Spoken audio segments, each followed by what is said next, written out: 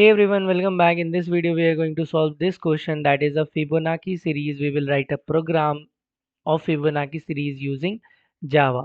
So these are that type of question which is generally in every batch is like, if we talk about 20, 20, 21, 21, 22, 22, 23, every batches these type of small but tricky questions company literally ask in interview. So we will be solving these program in a very simple and easy steps, like, and also solving these type of question will enhance your means building, if you are facing problem, in building the logics in coding.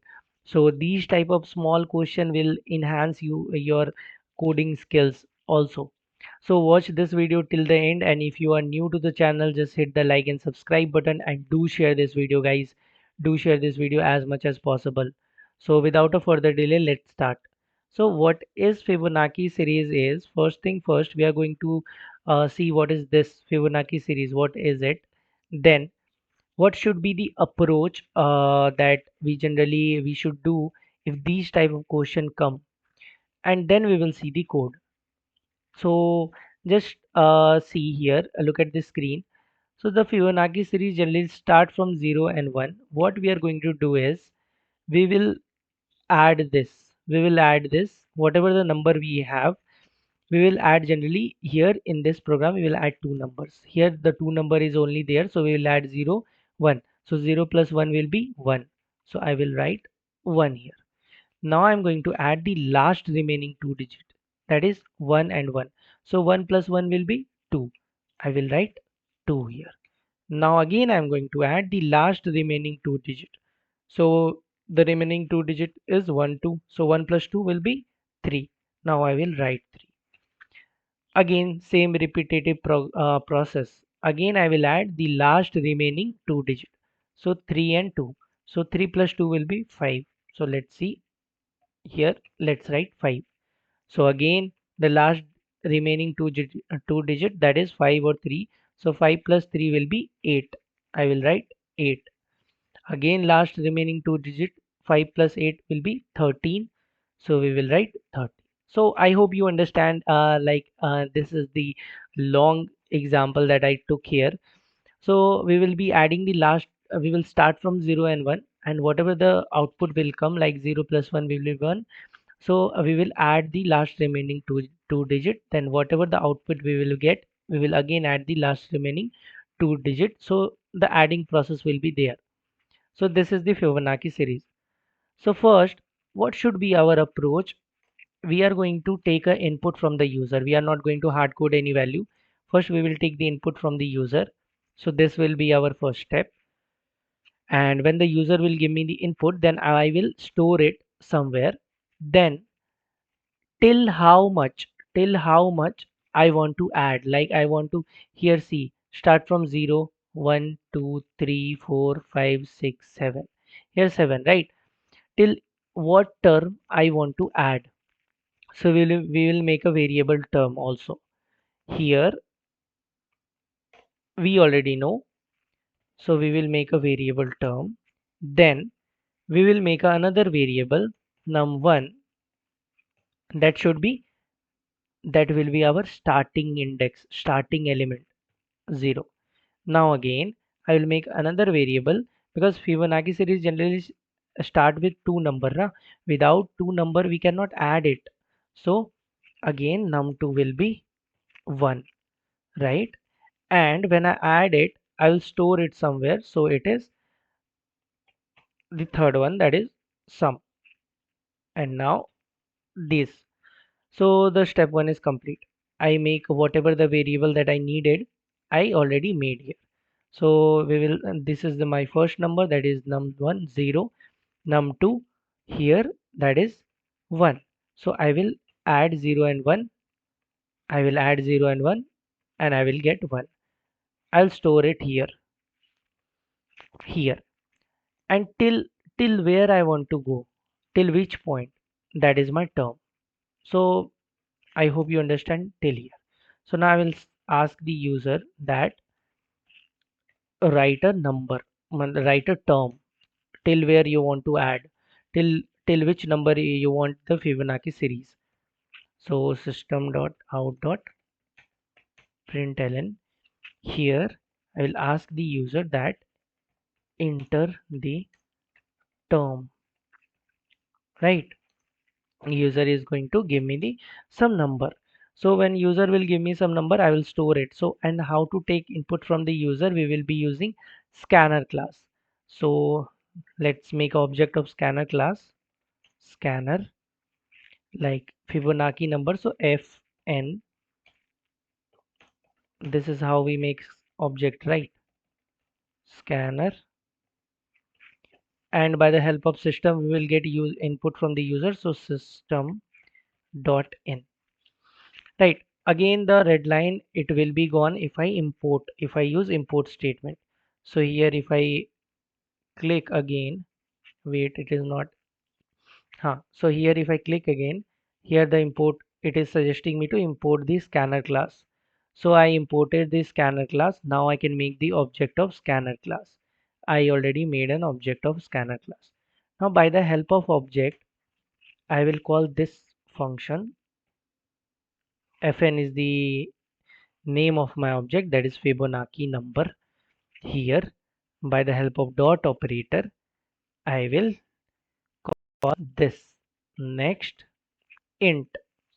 Here all other functions are also there, next, string, big integer, boolean, byte, double, long, but we will be using next int here. Now the user will give me the input and I will store it. User will give me the term that I asked user, it will give me the term. Now I'll store it in my term variable. Where is my term variable? Here. So now let's store it here. Now we have our term. Now what we are going to do is we will run a loop. Why loop? Let's see. Let's first make a body of our loop. Here, see. I'll start from I will start from 1. Okay, I will start from 1. And till where I want to go? Till term I want to go. Till term I want to go. And here I plus plus. Why I'm doing this? Because see here adding process will start and it will adding the number till this condition fulfill, till my I will be equal to the term. Like when the user will give me 5, when the user will give me 5, so 0, 1, 0 plus 1 will be 1, 1 plus 1 will be 2, 2 plus 1 will be 3. Like this we will go now. So we will use a for loop here. So now in this I am going to print my, wait, I am going to print my, why is this happening? I'm going to print my, this is a little bit confusing, but you see here, just look at the screen, I will explain again. So num1, because I am going to print, I am going to start from 0, that's why my num1, and the value of my num1 is 0. I hope you understand this line. Why I'm printing my num1? Because I am to start from 0, 0, and my value of num1 is 0. So I will print num1 first. Then what is my sum? What is this variable that I name it sum? You can name it anything else, whatever you want. Here I will store my num1 plus num2. Here I am store it in my sum. Right? I hope you know why I'm adding num1 plus num2, why I'm adding this. Now what? Then I will store num2 value in num1. Let's I will dry run the code also, so no worries. And at last I will store the sum value in my num2. Now my code is complete. Why I am doing this? Till these are the confusing line, right? These are the confusing line. So here if a user give me term 5, so initially my value of I is 5, 1, initially the value of I is 1 and term value is 5. Is 1 less than 5? Yes, it will come. And first print my num1. What is the value of num1? 0. So my 0 is printed here. Now it will come here. Here it will see the execution of sum. Initially the value of sum is 0. Num1 is 0 and num2 is 1. Here num1 value is sum value is 0, num1 value is 0 and num2 value is 1. Right, like this now. Sum value is 0, num1 value is 0, num2 value is 1. 0, 0, 1. Like this. Now it will add 0 and 1. It will add 0 and 1. Here it will add 0 and 1 and store it inside the sum. Now my sum1 value will be 0 plus 1 what? 1. Now my sum, not sum1, sorry. Now my sum value will be 1. It will be converted to 1. Right? Wait, not here, here. Again, it will assign the num2 value in num1. What is the num2 value? 1 and num1 value is 0. So now my num1 value will become 1. Again, it will assign the sum value in num2. What is the sum value? 1. So now num2 value will be 1. Here, 2 times 1 is getting printed, right? Here see why. It will again go to the for loop. Now my I value will be 2. It is increases by 1. So previously it was 1, now it will become 2.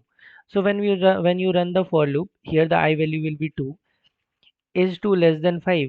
What is my term? Let's say suppose a user gave me 5. So is 2 less than 5? Yes, 2 is less than 5. It will print the num1. What is my num1 value right now? My num1 value is 1. So it will print 1 here, right? So this is how the loop will work.